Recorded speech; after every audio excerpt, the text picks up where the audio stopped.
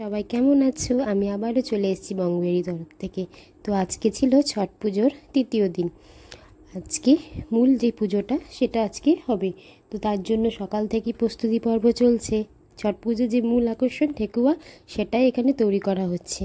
তো তার জন্য অনেক কিছু প্রসেস হচ্ছে, সেই প্রসেসগুলো পরপর হচ্ছে। এখানে আটা, চিনি, বিভিন্ন ধরনের ড্রাই ফ্রুটস মিশিয়ে ভালো করে ওটাকে মিক্স করা হচ্ছে। এরপর দেখো এখানে লাড্ডুর আকারে করে ঠেকুয়া করা যে ছাঁচগুলো আছে আমাদের, সেই ছাঁচে ফেলে খুব সুন্দরভাবে ঠেকুয়াগুলোকে তৈরি করা হচ্ছে।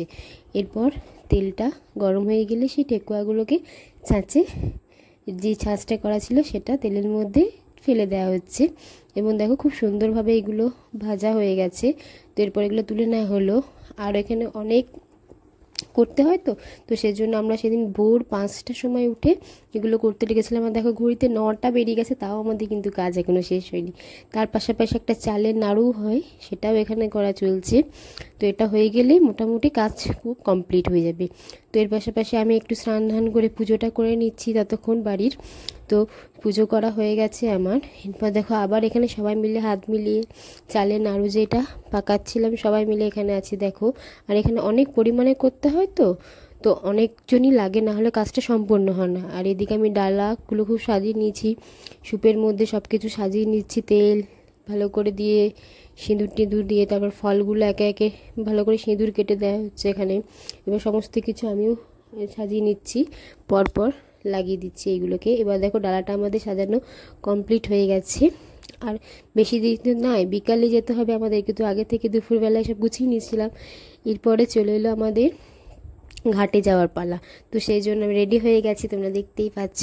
আর এখানে আমরা সবাই ঘাটে যাওয়ার জন্য রেডি। তো ডালাটাকে তো মাথায় নিয়ে যেতে হবে, তাই একে একে পরপর ডালাটা সবাই নিয়ে নিচ্ছি কাঁধে। দেখো প্রথমে গঙ্গা জল ছিটিয়ে সবাইকে শুদ্ধ হলো।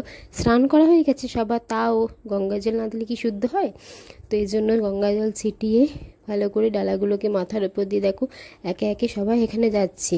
তার মাঝে ঢাকিও ছিল, দেখো তো ঢাক বাজাচ্ছিল, খুব সুন্দর ঢাক বাজাচ্ছিল। আর দেখো এখানে আমরা যখন ঘাটের পথে যাচ্ছি, তো মা দণ্ডি কাটছিল। দেখো আমিও যাচ্ছি এখানে থালা নিয়ে সাজিয়ে। দণ্ডি কাটাটা খুব কষ্টকর, কিন্তু তবুও কাটে প্রতি বছর। তো এই বছরও তাই কাটছিল। আর এটা আমার প্রথম ছট পুজো ছিল, তো আমি তো খুব এক্সাইটেড ছিলাম কী হবে না হবে, আর সমস্ত কিছু দেখছিলামও আর শিখছিলামও। তো আমি দেখো থালা নিয়ে আস্তে আস্তে যাচ্ছি এখানে। আর এখানে নদীতে হয় ছট পুজোটা, তো নদীতে ভিড় ছিল খুবই। আর আমাদের ঘাটটা যেহেতু খুব সামনেই ছিল, তো খুব সুবিধাও হয়েছিল। এখানে দেখো পরপর সবগুলোকে সাজানো হয়ে গেছে, সমস্ত রকমের ফল, মোমবাতি, প্রদীপ টদীপ দিয়ে খুব সুন্দরভাবে সাজিয়েছে ঘাটটা। আর ঘাটটাও খুব ফুল টুল দিয়ে ভালোভাবে সাজিয়েছিল। তো দেখো এখানে এবার আমরা সূর্যদেবের জন্য অপেক্ষা করছি। তো সূর্যদেবের পুজো হচ্ছে ছট পুজো। ছট পুজো মানে হচ্ছে যে ছটি মায়ের পুজো। আর ছট শব্দের অর্থ হলো যে ষষ্ঠী পুজো। আমাদের যেমন ষষ্ঠী পুজো হয়, এটাও নন বেঙ্গলিদের ষষ্ঠী পুজোই হয়। অর্থাৎ ছটি মায়াকে তারা আরাধনা করে। সূর্যদেব আর তার বোন ছটি মাইয়া দুজনেরই এখানে পুজো হয়। সংসারের সমৃদ্ধি, সন্তানের কামনার জন্য এই পুজো করা হয়। তো দেখো এখানে মায়ের দণ্ডি কাটাটা সম্পূর্ণ হলো।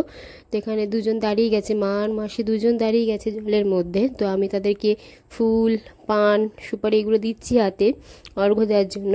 আর দেখো মাসিকে আমি সিঁদুর পরিয়ে দিচ্ছি এখানে, যেহেতু উনি উপোস করেছিলেন। আর আমিও যেহেতু উপোস করেছিলাম, তো সেজন্য আমাকেও মামিটা সিঁদুরটা দিয়ে দিচ্ছে। এবার এই সিঁদুরটা আমার খুব ভালো লাগে, নাক থেকে যেটা হয়। তো আমিও তারপর মামিকে সিঁদুরটা লাগিয়ে দিচ্ছিলাম এখানে। দেখো আমরা এখানে খুব সুন্দর এখানে মজা করছিলাম, জলের ভেতর মানে মধ্যে থেকে দাঁড়িয়ে থেকে অতক্ষণ ধরে প্রায় 2-3 ঘন্টা এখানেই আমরা ছিলাম। তো এরপর দেখো সূর্যদেব ডুবে যাওয়ার অপেক্ষায় আছে, তো তার মাঝে আমাদেরকে পুজোটা করতে হয়।